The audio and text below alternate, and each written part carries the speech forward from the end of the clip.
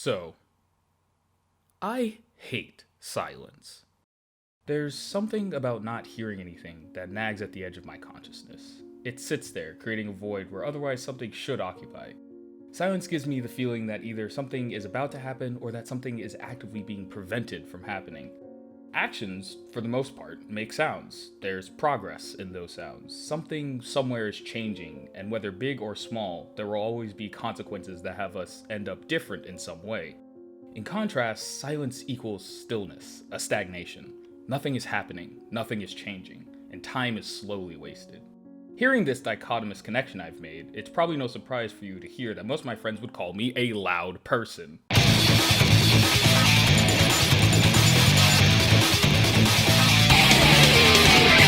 I live for action and engagement. If you get me on a topic I enjoy, I will ramble on it until the saliva in my mouth has run dry. This is partially why I started writing my scripts. Get off my back! I near obsessively played and watched team sports so I could revel in the roar of the crowd and the chaos of multiple people struggling in competitions with each other. When I joined a dance team, I became addicted to the energy fed to us from the audience. Most of my favorite shows are hyper-stylized with dramatic action, always pushing the plot and the characters forward towards some goal. From games to music to movies, I love the feeling of the gears turning. I even do my best thinking, standing up and walking around in circles.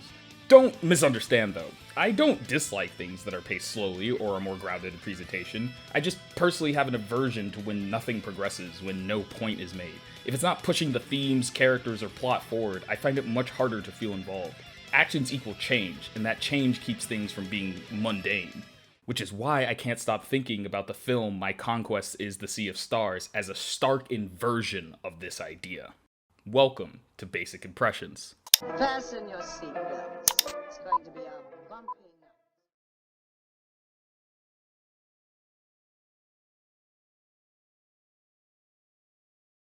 My Conquest is the Sea of Stars is the first anime adaptation in the widely respected Legend of the Galactic Heroes book series, written by Yoshiki Tanaka and first published in 1979.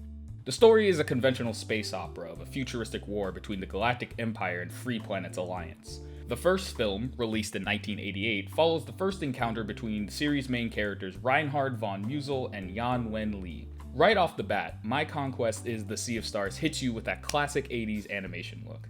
However, unlike some other 80s classics, there's a noticeable difference in quality. Other than some fantastic still shot close-ups, the animation is a little sparse.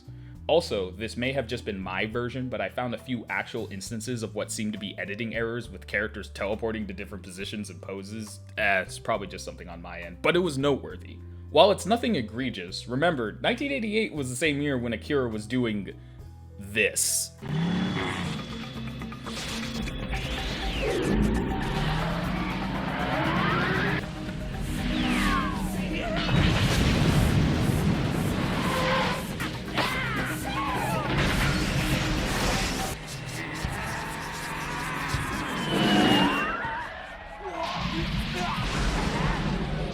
But I do think that there is some intention in this style.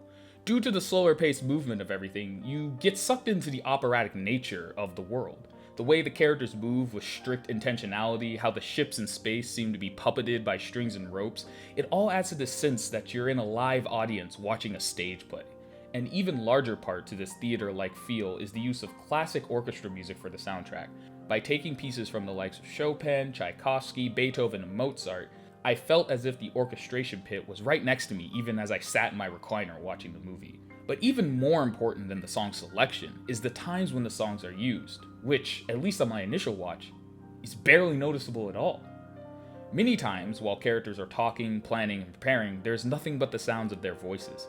At first, I found this odd. Was I just missing the soundtrack because it was forgettable? Was I not entertained? Was it being poorly executed? The height of these feelings was when they were preparing for the climactic battle. There was no score to accompany the supposed rising tension. Instead, the soldiers were just casually going about their evening. There was no hustle, no sense of anxiety. Everything felt mundane. Soldiers were staying out late at a piano bar drinking and generally just hanging out, more caught up in the interpersonal drama involving an ego battle between Reinhard and his commanding officer. Where's the action? Where's the tension? Where's the noise? It all just felt so unsettling, with the height of it being a scene where soldiers are betting on the outcome of the battle. Most of the soldiers actually put money on losing the fight. Why? The explanation being, well, they hope everyone else dies so they can be the ones to collect the money. Yeah, you heard me. They're fellow soldiers. Their comrades are collateral for future spending. Why is everyone taking this so casually? This is weird. But then I thought about it. This war has been stated to have been going on for 150 years. Let me say that again, 150 years.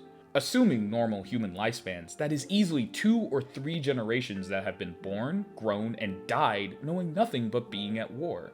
The war itself has become routine. It has become the mundane. And that's where I started some introspection. Since 2003, US troops have been involved in conflict in Iran. Except for a brief hiatus, the general war in Iraq has become almost a default state for me living in the US. Being born in the 90s, do I remember a time before the US was involved in the war? Yes, of course, but after 17 years, the line between my pre-war life and current one is almost non-existent. I honestly really can't think of any major feelings of rising action in world affairs leading up to the war. Obviously, part of this can be attributed to my age, as I was too young to have a firm grasp on the geopolitical landscape, but even today, I don't spend much time thinking, hey, we're involved in armed conflict. This is the status quo. This is normal life. And for some people even younger than me in the US, there is no pre-war life. Multiply that conflict to the length of the one in the Sea of Stars, and it's no wonder there is no tension. After 150 years, why would these men think this battle would change anything? Undoubtedly, this is just one of the many conflicts that have raged across the galaxy. The war is their normal. The noise of war has faded into the background for everyone involved. Even the name of the upcoming battle, the 4th Battle of Tiamat, shows that even the environment where they are fighting is not new. This is just another routine. And that routine extends even beyond the preparations. When the tension is finally released and the battle begins, the silence is not sharply broken. Ships are blown apart, weapons fired, people die, but the only things you hear are what you heard before. Characters talking, giving orders, and a light orchestral piece, Bolero by Maurice Ravel.